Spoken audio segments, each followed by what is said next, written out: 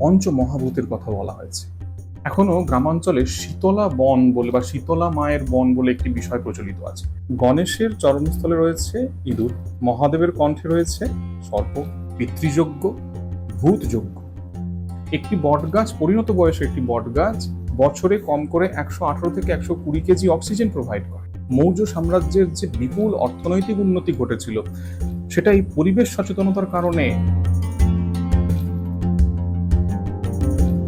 গতকাল ঘটা করে ওয়ার্ল্ড এনভায়রনমেন্ট ডে পালিত হয়েছে, বহু বৃক্ষরোপণ করা হয়েছে, কিন্তু আজ সেই গাছগুলির কি পরিণতি?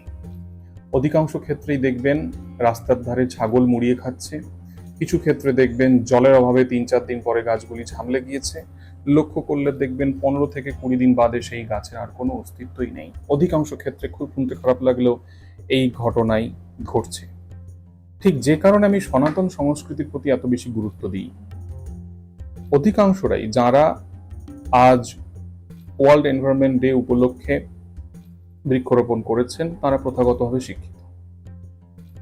তারা নিজেরাও জানেন যে একটি গাছের কতটা পরিচর্যা প্রয়োজন, কিন্তু সেই গাছটি গুরুত্ব পেল শুধুমাত্র একটি দিনের জন্যে। সনাতন সংস্কৃতি নিয়ে আলোচনা করতে গিয়ে আমি এর আগে প্রতিষ্ঠা করা গাছের কথা বলেছি। কোনো একজন ব্যক্তি বা একটি পরিবার বা একটি বংশ একটি মহীরুহ গাছের চারা প্রতিস্থাপন করে, তা বট হতে পারে, অসত্য হতে পারে, যা ভবিষ্যতে মহীরুহে পরিণত হবে, এবং সেই ব্যক্তি বা সেই পরিবারের যারা উত্তরসূরি, তাদেরকে সেই গাছের সম্পূর্ণ রক্ষণাবেক্ষণ করতে হয়। এখনো পর্যন্ত কিছু গ্রামাঞ্চলে যেখানে সনাতন সংস্কৃতি নিয়ে অনেক বেশি মানুষজন সচেতন, সেখানে দেখা যায় যে এই ধরনের যে মহীরুহ প্রতিষ্ঠা করা বৃক্ষ কোনো ঝড়ে হয়তো ভেঙে গিয়েছে বা হেলে গিয়েছে একদিকে, সেটিকে প্রতিস্থাপিত করার জন্য কি প্রচন্ড উদ্যম। বুঝতে হবে, আমরা যখন ছোট গাছ রোপণ করছি, সেই গাছগুলি যে পরিমাণ অক্সিজেন দিতে পারে বা বাতাসের বিশুদ্ধতা নিয়ে আসতে পারে, সেই তুলনায় একটি মহীরুহ অনেক গুণ বেশি পরিশুদ্ধ বাতাস, পরিশুদ্ধ অক্সিজেন আমাদেরকে দিতে পারে, যা বিশ্ব পরিবেশ দিবস হিসেবে যে দিনটিকে পালন করা হয়, যে উদ্দেশ্যে পালন করা হয়, সেই উদ্দেশ্যে আমাদেরকে নিয়ে যেতে অত্যন্ত সাহায্য করে। দ্বিতীয় আরেকটি বিষয় হচ্ছে যে এই সমস্ত বিশেষ দিনগুলোতে অধিকাংশ ক্ষেত্রেই দেখতে পাচ্ছি যে কাজগুলি সরকারি তরফ থেকে হচ্ছে, ধরে নেওয়া যাক কোনো পঞ্চায়েত বা কোনো মিউনিসিপ্যালিটি দায়িত্ব নিয়ে যখন গাছ লাগাচ্ছে, সেখানে ইউক্যালিপটাস, কনকর্পাস, আকেশিয়া, পপলার এই ধরনের গাছগুলো লাগানো হচ্ছে। আকেশিয়া বা পপলার গাছ লাগানো হচ্ছে কেন? তার একটা ব্যবসায়িক গুরুত্ব আছে, ভবিষ্যতে সেখান থেকে কাঠ পাওয়া যাবে। ইউক্যালিপটাস, কনকর্পাস মোটামুটি সেই ধরনের কারণেই। কিন্তু এই ধরনের গাছগুলো চারপাশের বাস্তুতন্ত্রকে কিভাবে ক্ষতিগ্রস্ত করছে, সেই বিষয়ে কোনো ধরনের ওয়াকিবহালতা, কোনো ধরনের সচেতনতা মানুষের মধ্যে নেই। ইউক্যালিপটাস গাছ যে পরিমাণ জল নিয়ে নেয়, তা ভূমধ্যস্থ জলের ক্ষতি করে। এক ধরনের অ্যালোপ্যাথিক কেমিক্যাল বেরোয়, যার ফলে আশপাশের গাছের যে সমস্ত প্রজাতিগুলো আছে অথবা যে সমস্ত পশু পাখি গাছে বসবাস করে, তাদের ক্ষতি হয়। পপলার, আকেশিয়ার মতো গাছগুলো মাটি নষ্ট করে, বাস্তুতন্ত্র নষ্ট করে মারাত্মকভাবে। আমরা সনাতন সংস্কৃতিতে কোন গাছগুলোকে পূজা করি? দীর্ঘদিন আগে আমি একটি আলোচনাতে বলেছিলাম যে আমরা গাছকে পূজা করি, পশুকে পূজা করি। বহুজন কমেন্টে লিখেছিলেন যে তোমাদের মতো বোকা হয় না, পাগল হয় না, আরো ইত্যাদি ইত্যাদি কথা, যে তোমরা সৃষ্টিকর্তার আরাধনা না করে কোথায় গাছ, পশু পাখি এসবের পূজা করো। আমরা পূজা করি তুলসী গাছ, বট গাছ, অশ্বত্থ গাছ, নিম গাছ, অর্জুন গাছ, অশোক গাছ, জাম গাছ। এই প্রত্যেকটা গাছই প্রচন্ড ভাবে বাস্তুতন্ত্রের ক্ষেত্রে উপকারী, উপযোগী, মানুষের জন্য উপকারী বলে শেষ করা সম্ভব নয়। অশ্বত্থ গাছ, নিম গাছ রাতে পর্যন্ত অক্সিজেন দেয়। বাকি সমস্ত যে ধরনের গাছগুলো, বট, অর্জুন, অশোক, বেল, সপ্তপর্ণী, জাম, তুলসী গাছ, বাতাস পরিষ্কার করা, পরিশুদ্ধ করা থেকে শুরু করে নানা ধরনের ঔষধি গুণ ভরপুর, বাস্তুতন্ত্রের ক্ষেত্রে অত্যন্ত উপযোগী। আমরা মনে করি প্রতি বছর অনেকগুলো ছোট ছোট গাছ লাগিয়ে দিলে, সে তার মধ্যে যদি অনেকগুলো গাছ মারাও যায়, যদি 2-4টেও বেঁচে থাকে, তা আমাদের অত্যন্ত উপকার দেবে। বুঝতে হবে একটা জিনিস, একটি মহীরুহ যে পরিমাণ অক্সিজেন দেয় এবং বাস্তুতন্ত্রের ক্ষেত্রে যে পরিমাণ উপযোগী, অনেকগুলো ছোট ছোট গাছ তার ধারে কাছে পৌঁছাতে পারবে না। একটি বট গাছ, পরিণত বয়সে একটি বট গাছ বছরে কম করে 118 থেকে 120 কেজি অক্সিজেন প্রোভাইড করে। ছোট ছোট গাছগুলোকে যদি আমরা লাগাই, যেগুলো এখনো অপরিণত, একদম শিশু গাছ না, মোটামুটি বড় যে গাছগুলি, 2 থেকে 2.5 কেজি অক্সিজেন সরবরাহ করে। তাহলে একটি বট গাছের পরিবর্তে 25 থেকে 26টি ছোট গাছ আমাদেরকে লাগাতে হবে, সেই গাছের পরিচর্যা করতে হবে। যেখানে আমাদের জায়গা কমে যাচ্ছে, সেখানে একটি বট গাছ যে পরিমাণ জায়গা জুড়ে থাকে, সেই জায়গায় 25টা নতুন গাছ লাগানোর সম্ভব নয় আমাদের পক্ষে। ফলে একটি গাছকে রক্ষা করা আমাদের জন্য অত্যন্ত প্রয়োজনীয়। সেই বিষয়টাই আমরা বুঝছি না।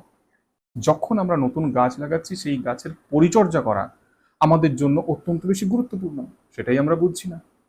এখনো গ্রামাঞ্চলে শীতলা বন বলে বা শীতলা মায়ের বন বলে একটি বিষয় প্রচলিত আছে। সেই বনের মধ্যে আকন্দ গাছ, বেল গাছ, মহুয়া গাছ, তার সাথে কিছু কিছু ক্ষেত্রে নিম, তুলসী, অর্জুন, অশ্বত্থ এই সমস্ত গাছও থাকে। এই যে শীতলা বন, এটি অত্যন্ত পবিত্র একটি ছোট্ট বন হিসেবে ধরে নেওয়া হয়। যে কোনো ধরনের উন্নয়নমূলক কাজ হোক, যা কিছু মানুষের জীবনধারার ক্ষেত্রে খুব একটি সুখ বা আরাম নিয়ে আসবে, এই জায়গাটিকে বাঁচিয়ে সেই কাজগুলিকে করা হয়, যেহেতু এটি মা শীতলার জন্য উৎসর্গীকৃত। এই ধরনের যে ছোট বনগুলি, এগুলো এত ভালো বায়োডাইভার্সিটি ইকোসিস্টেম, যেখানে বিভিন্ন প্রজাতির প্রাণী একসাথে বসবাস করতে পারে এবং পরিবেশ সচেতনতার ক্ষেত্রে অত্যন্ত উৎকৃষ্ট একটি উপায়। আমাদের সনাতন সংস্কৃতিতে পঞ্চমহাভূতের কথা বলা হয়েছে: পৃথিবী, আকাশ, বায়ু, তেজ বা অগ্নি এবং অপ বা জল। আবার আমাদের যে পুরুষার্থ রয়েছে, ধর্ম, অর্থ, কাম, মোক্ষ, তার সাথে যে চতুরাশ্রম রয়েছে সনাতন সংস্কৃতিতে, এই প্রত্যেকটা ক্ষেত্রে মানুষকে অন্তত 5টি যজ্ঞ করতে হয়। সনাতন সংস্কৃতি বলে একজন ব্যক্তিকে নিজের প্রতি, তার পূর্বপুরুষদের প্রতি, তার পরিবারের প্রতি, তার চারপাশের পরিবেশের প্রতি এবং সৃষ্টিকর্তার প্রতি কৃতজ্ঞ থাকা উচিত এবং যত্ন নেওয়া উচিত। এই ক্ষেত্রে 5টি মহাযজ্ঞের কথা বলা হয়েছে: দেবযজ্ঞ, পিতৃযজ্ঞ, ভূতযজ্ঞ, মনুষ্যযজ্ঞ এবং ব্রহ্মযজ্ঞ। বাদবাকি যজ্ঞগুলো নিয়ে অন্য একদিন দীর্ঘ আলোচনা করা যাবে। এই যে ভূতযজ্ঞ, এখানে পরিষ্কার বলে দেওয়া হয়েছে একজন মানুষের তার চারপাশের পরিবেশ, প্রকৃতি, অন্যান্য প্রাণী, উদ্ভিদ, এই সব কিছুর প্রতি কি পরিমাণ দায়িত্ব আছে। ফলে জীবনশৈলীর মধ্যেই প্রত্যেক ব্যক্তি প্রাকৃতিক সচেতনতার মধ্যেই বড় হয়ে ওঠে। ওয়ার্ল্ড এনভায়রনমেন্ট ডে হিসেবে সারা বছরের মধ্যে মাত্র একটি দিনকে নির্দিষ্ট করে ঘটা করে গাছ লাগিয়ে বা পরিবেশ সচেতনতার বিভিন্ন ক্যাম্পেইন করে তারপরের দিন ভুলে যাওয়ার প্রক্রিয়া সনাতন ধর্ম নয়।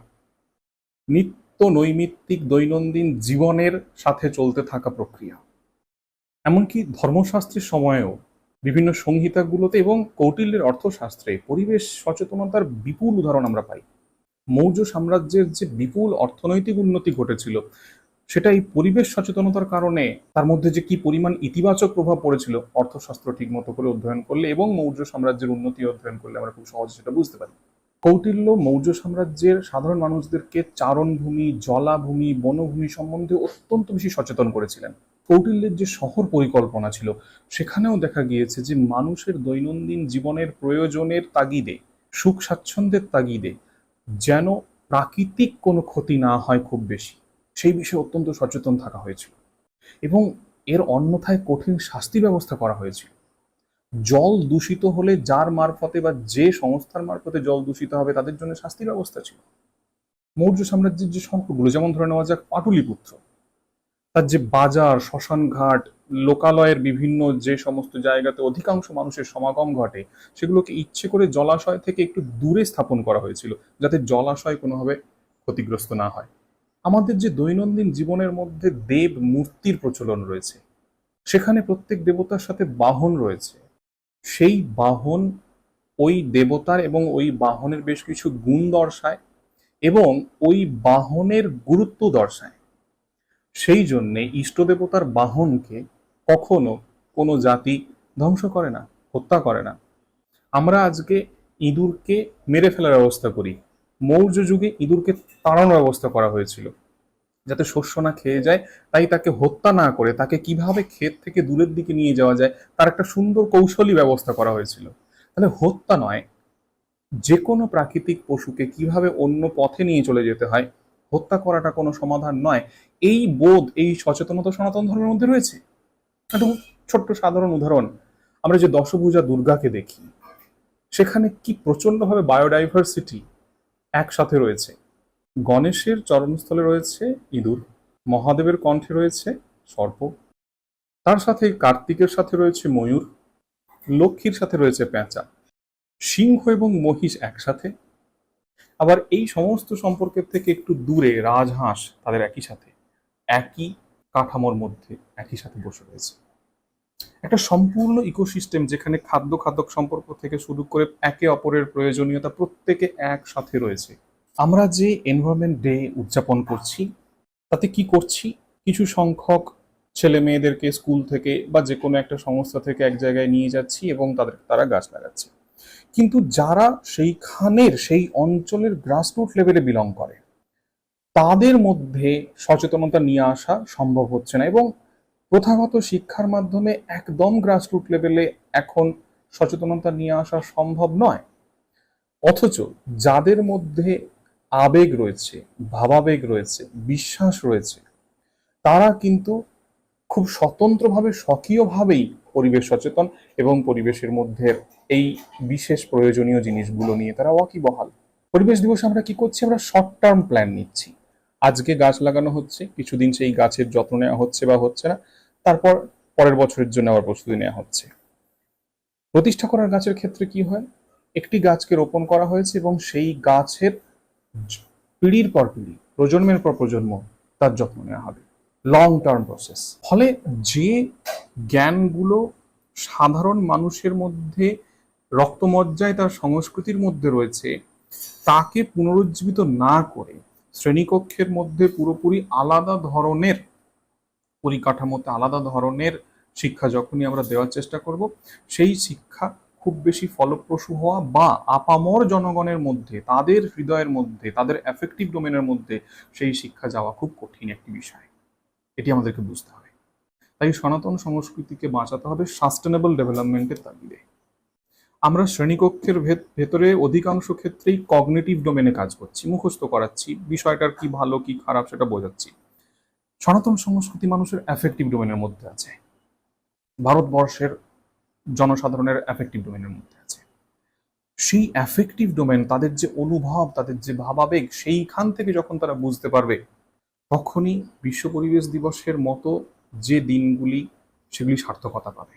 আবারও বলছি, সনাতন সংস্কৃতিতে শুধুমাত্র একটি দিনের উদযাপন নয়, পরিবেশের প্রতি শ্রদ্ধাশীলতা, পরিবেশকে রক্ষা করা, পরিবেশকে এগিয়ে নিয়ে চলা সনাতন সংস্কৃতির নিত্য নৈমিত্তিক দৈনন্দিন কার্যকলাপের মধ্যে পড়ে। এই সংক্রান্ত একটি জার্নাল লেখা রয়েছে, ডেসক্রিপশনে দিয়ে দেওয়া থাকবে, যারা আগ্রহী তারা পড়বেন। এই সংক্রান্ত আরেকটি আলোচনা আছে 33 কোটি দেবদেবী, সেখানেও আমরা প্রকৃতির প্রতি কতটা সচেতন ছিলাম, কতটা ওয়াকিবহাল ছিলাম সংক্রান্ত সামান্য কিছু আলোচনা রয়েছে, দেখবেন।